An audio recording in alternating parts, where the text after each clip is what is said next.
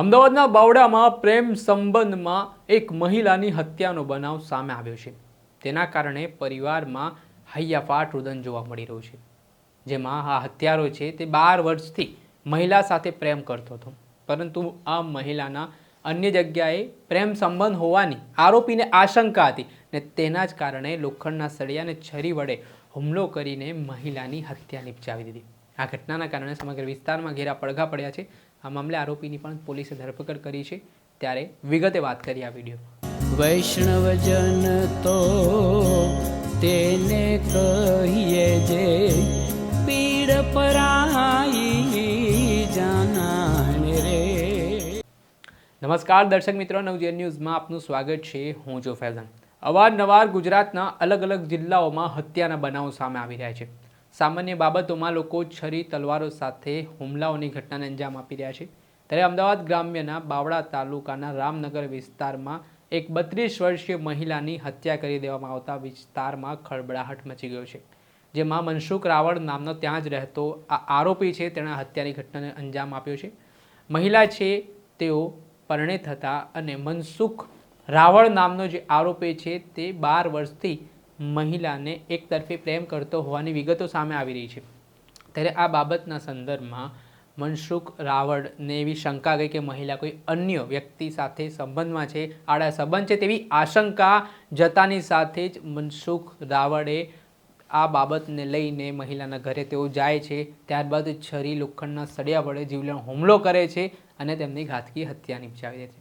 આ ઘટનાના કારણે ખળબળાટ મચી ગયો હતો. ઘટનાની જાણ મૃતકના પરિવારજનોને થતાં તેઓ તાત્કાલિક બાવડા પોલીસનો સંપર્ક કરે છે, જ્યાં બાવડા પોલીસે આ મામલાને લઈને હત્યા અંગેનો ગુનો નોંધીને કાયદેસરની કાર્યવાહી હાથ ધરી હતી અને ગણતરીના કલાકોમાં મનસુખ રાવળ નામનો જે આરોપી છે તેની ધરપકડ કરવામાં આવી હતી. ત્યારે મામલે શું કહી રહ્યા છે અમદાવાદ ગ્રામ્યના ડીવાયએસપી આસ્થા રાણા, તે સાંભળી લો. ગઈ તારીખ 2/4/2025 આશરે 10:45 વાગ્યેના અરસામાં રામનગર જે એરિયા છે બાવડાનું, ત્યાં એક મરણ જનાર લેડી લલિતાબેન બાબુભાઈ ઠાકોર ઉંમરે 35 વર્ષ, એમની લાશ એમના ઘરેથી મળી આવેલ છે. આ કામે જે આરોપી છે મનસુખભાઈ રાવળ, જિલ્લા અમદાવાદ, એમને એવું માનવામાં આવે છે કે છરી વડે એમને લોખંડના સળિયાથી પ્રાણઘાતક હથિયારો સાથે એમના ગળાના ભાગે અને માથામાં હુમલો કરી એમને મૃત્યુ નિપજાવેલી હતી. આ બાબતે BNS 103(1) મુજબ અને GP એક્ટ 135 મુજબ બાવડા પોલીસ સ્ટેશનમાં ગુનો નોંધવામાં આવેલ છે.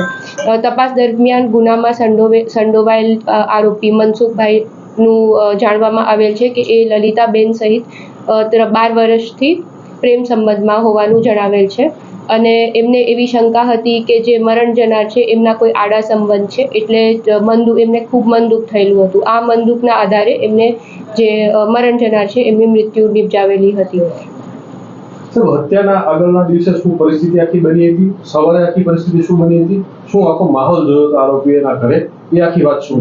જે મરણ જનાર છે લલિતાબેન, એ અમદાવાદ એમના બેનના ઘરે ગયેલા હતા થોડાક દિવસ પહેલા. ત્યાં એમને કોઈ જે આરોપી મનસુખ છે એમને જાણવામાં આવેલું હતું કે રઘુવીરસિંહ કરીને એક વ્યક્તિ છે જેમના પરિચયમાં આવેલા છે અને એ રીઝનથી એમને શક વહમ હતો અને એક દિવસ અગાઉ એમને લલિતાબેન અને રઘુવીરસિંહને સાથે જોયેલા હતા, એટલે મન દુઃખમાં આવીને આ કૃત્ય કરેલ છે. હત્યા કઈ રીતે કરી અને હત્યા કર્યા બાદ શું કર્યું?